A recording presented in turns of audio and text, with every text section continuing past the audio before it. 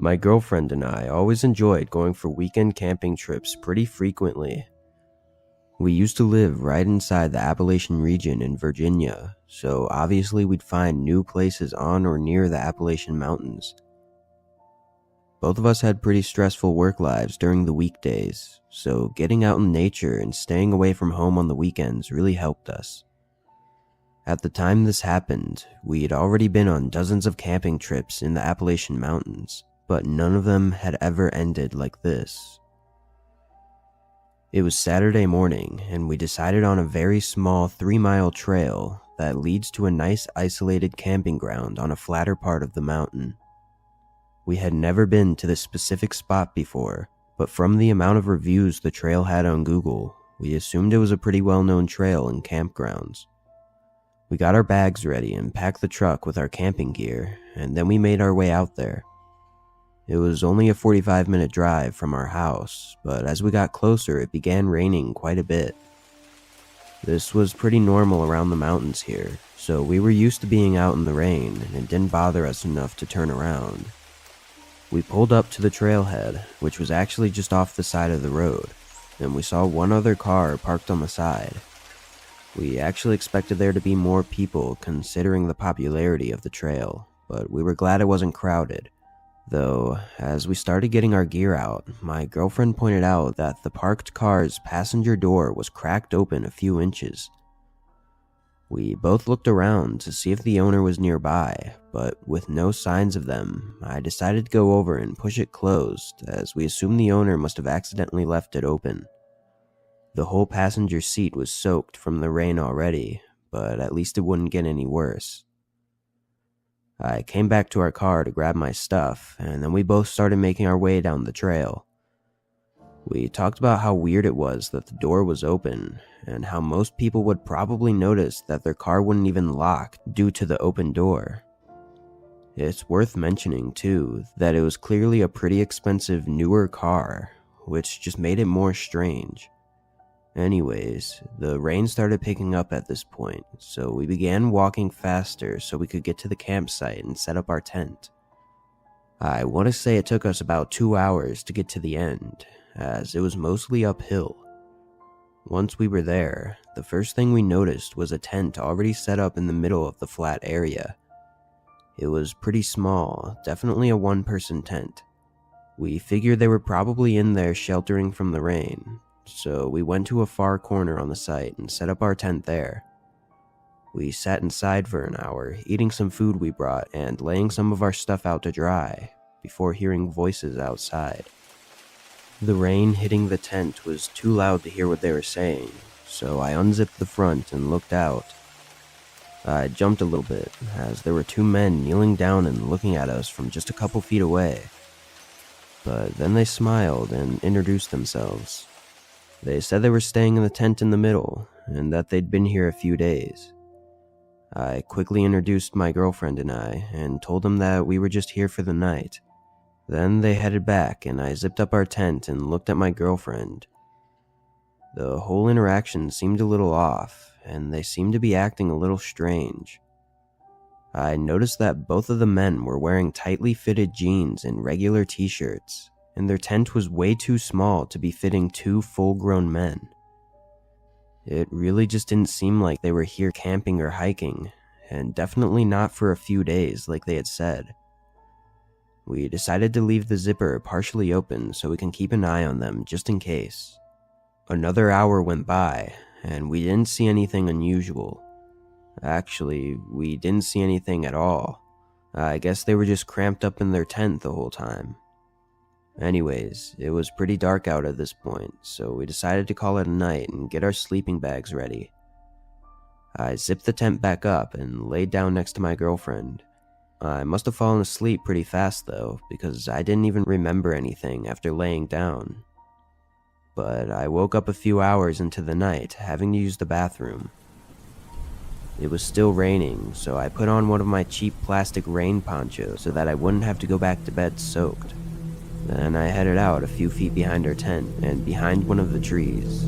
But through the rain, I could hear voices. was really hard to tell where they were coming from, though. I turned my head all around, looking in every direction as I started to get a little paranoid, but I didn't see anyone. Then I looked over at the small tent in the middle and noticed the front zipper was open. It was hard to see in the darkness and through the rain, but I was pretty sure that nobody was in there. I knew that the men had told me that they were staying the night in the tent, so this started to get me even more worried. I ran over to my tent and shook my girlfriend awake and told her about the situation. She was clearly tired, but I could tell that she was just as worried as I was. As we were discussing what to do, we both heard it. Voices coming from behind our tent. I wasn't sure what to do, but I knew sitting in the tent didn't feel very safe anymore. I told my girlfriend to pack the bags quickly and be ready to leave if we had to. Then I grabbed a small pocket knife and quickly got out and looked over at the trees.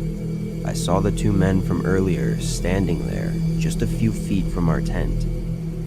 I remember this moment very clearly, as both men looked at me with absolutely no emotion. They didn't make any facial expressions or even move at all. I knew at that moment that these men were planning on doing something horrible, and they were not scared of me at all. A second later, my girlfriend looked out of the tent, which took me out of my state of shock, and I yelled at her to go, pointing at the trail back down the mountain. I followed after her, leaving my bag in the tent behind.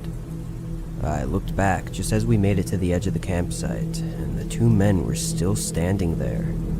They didn't even try to chase us or anything. They just stood and watched us as we ran away in total fear. I'd say we were full-on sprinting for 10 minutes before slowing down and walking quickly for the rest of the way. When we got back to the car, we saw the other parked car was still there, but the passenger door was opened again. I immediately drove us down to the nearest gas station, where we called the police and were met by them a few minutes later to talk about what had happened. A few days passed by, and then we get a lot more information, and it made everything even more terrifying.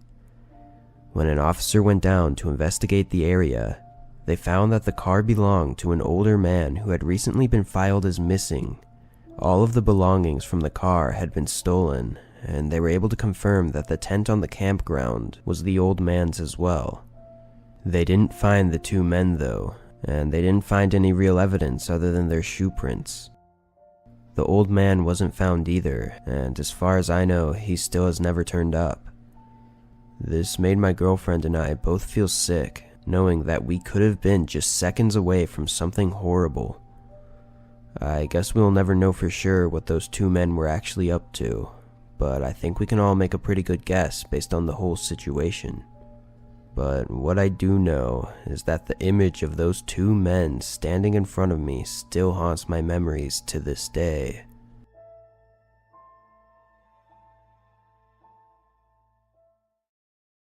I was lucky enough to have a job that allowed me to travel a lot in my late 20s and early 30s. I would usually only spend a couple days in one location though for work, so I was limited to how much I could actually do when I was staying somewhere nice. But I had a job out in Pennsylvania for a week, and ended up finishing a day early, which meant I'd still have to stay there for an extra day before my flight. Since I never got to get out much, I figured I should use this time to my advantage and do something fun. I decided on a long trail that went through some of the pretty forests and trees here. I've always really enjoyed nature, but I felt like my job forced me to be inside buildings or planes all the time. So this was a good chance for me to enjoy the nice weather and scenery. I woke up early, but I actually had to go to the store to buy some hiking clothes as I didn't pack any with me. The trail was about an hour away from my hotel, and I ended up getting there just before 12 p.m. It didn't look like anyone else was there, which I was pretty happy about. When I looked up the trail online, it said it would take about 6 hours there and back, so this was pretty much an all-day thing. I had a little backpack with a water bottle and some snacks, so I brought that and started making my way down. The first hour was really nice. Just being alone on a path between the trees was really peaceful and a nice way to get some relief from my stressful work life. But as I was walking, I noticed a man sitting on the ground next to the path up ahead. He looked almost as though he were sleeping, with his head hanging down and a hoodie covering his face. As I started to get closer, he looked up at me, almost staring me down as I walked past him. I had no idea what to make of him, but it was a little creepy, so I continued to check behind me occasionally for the next few minutes as I continued down the trail. After a couple hours, I got a little tired and hungry, so I found a small log on the edge of the path and sat down to have a snack. I was probably there for 3 or 4 minutes before the man that I'd walked past earlier appeared down the path, making his way towards me. He was still a good distance away though, so I decided to quickly pack my bag up and continue down the trail so I didn't have to interact with them. Apparently my plan didn't work though, as only a few minutes later I heard loud running footsteps coming up behind me. I turned around and saw the man jogging in my direction. I moved over to the side, hoping he would just pass by, but he ended up stopping right in front of me. I'll admit, I was pretty nervous and felt really uneasy about this guy. He didn't say anything and reached into his pocket, and then he holds out a wallet and says, "I think you dropped this." The wallet definitely wasn't mine though, and I could tell it was completely empty too. I told him that he must be mistaken and that I didn't bring my wallet with me. He responds, telling me that he knew this was my wallet and I needed to take it back. I honestly didn't know what to do or say, but I could see in his eyes that he was getting mad. I was pretty sure this guy was trying to do some weird trick in order to rob me or something, but I didn't know what other options I had other than to just listen to the guy. So I just said okay and picked up the wallet from his hand. Then he looked at me in the eyes, smiled, and said, "You're welcome." Then he began making his way down the trail. I stood there for a minute, processing the interaction I just had. Then I held out the wallet and looked at it more closely. It was one of those typical brown folding wallets and looked pretty worn and old. I opened it up and checked every pocket in it, but there wasn't a single thing in there.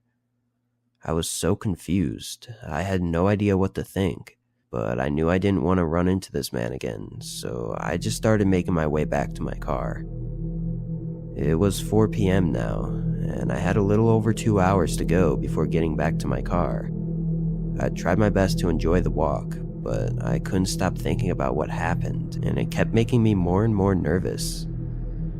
I was constantly looking around to make sure he wasn't following me, but finally I could see my car up ahead.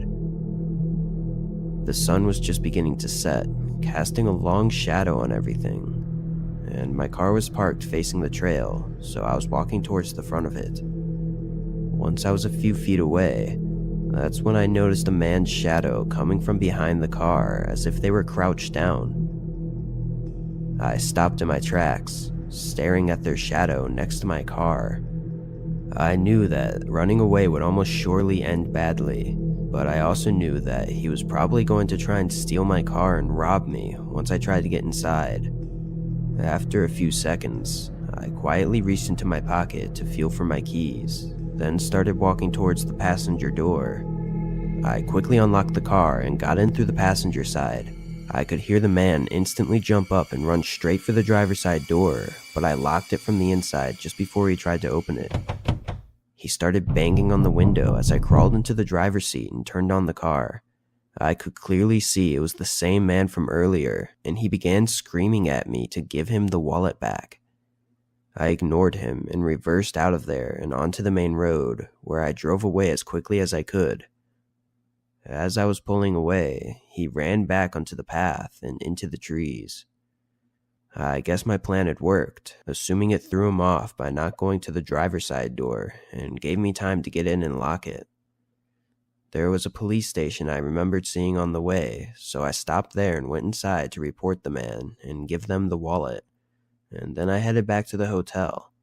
I called one of my friends to tell them about it that night, as it was just such a crazy situation.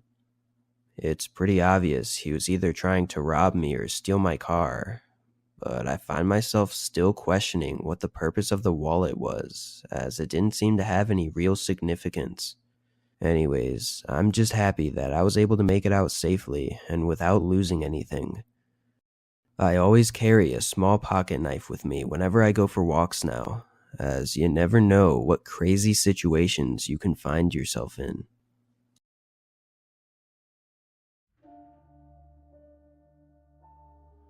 It was near the end of October last year, which always makes for the best hiking weather as it's not too hot and not too cold.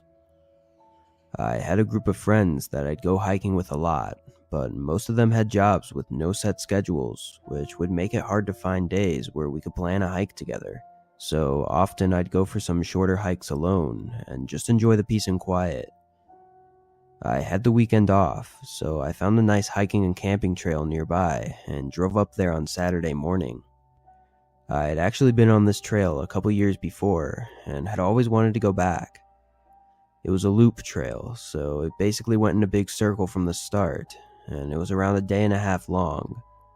I parked my car in a small gravel parking lot and made my way up to the trailhead. The first few miles were flat and mainly just went through grassy fields, before eventually leading into a forest at the bottom of a small mountain. At this point, it was probably midday, and I was well into the forest when I saw a man walking up ahead. He was too far for me to tell at first if he was walking towards or away from me, but as I continued forward, I realized he was walking towards me. This wasn't a very popular trail, and the last time I hiked it, I don't think I saw anyone, but it was the weekend and I figured maybe he just had the same idea as me. As he got closer though, I noticed he didn't have a backpack on. And this was pretty unusual, as I was probably 6 or 7 hours down the trail, and there was no way someone would go this far without even a water bottle. He waves at me once he's a few feet ahead. I returned the gesture to be polite, but still being cautious due to being in such an isolated area. As he passes, I hear his footsteps stop and the dirt crumble as if he turned around. I looked back and sure enough, he's facing me, and then he asks me something really strange. "Where's your group at?" I wasn't sure how to respond, as all I could really think about was whether this stranger knew that I usually had a group, or if he was just trying to figure out that I was alone. Either way, it was unsettling and made me really nervous. I responded, telling him that they were on their way a couple minutes behind me. I couldn't think of anything else to say, but I definitely didn't want this man to think that I was alone. "Good," he replied, then smiled and began walking again.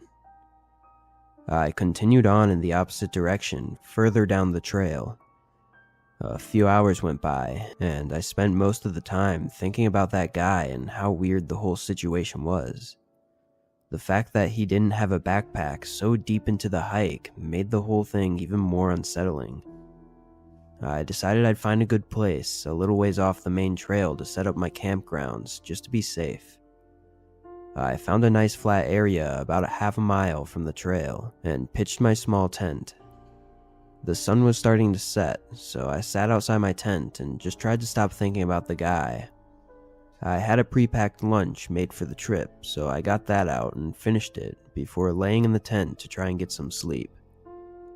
I was laying there for probably over an hour, unable to sleep, before I started to hear footsteps coming from the trees behind my tent. I froze, listening to them moving towards me. I tried to reason with myself in my head that it was probably just some animal or something, but the steps were all too recognizable as a person's. It sounded like they were 15 to 20 feet away when they suddenly stopped. I waited there for what felt like hours, laying still and listening intently with my heart racing, but there were no more footsteps. I knew they had to be waiting nearby, as I would have heard the footsteps fade out if they had left. Eventually, more hours had passed and the sun was just starting to rise. I knew I had to get out of here at some point, and I was so tired that I was questioning if maybe I'd somehow just not heard the footsteps going away. I unzipped the tent and lifted the flap up a little to peek outside, but I didn't see anything, so I got out and looked around. It was very quiet and the trees were blocking most of my view, but from what I could see, nobody was there. After a few minutes, I cautiously packed up my tent, still looking around frequently, as I was definitely on edge and every small noise would make me jump. I attached my tent to my bag and started heading back towards the trail as quick as I could, but I only made it a few steps before noticing clear footprints in the dirt just behind a tree that was right by where I had my tent. I began panicking and didn't even look for any more footsteps as I sprinted towards the trail.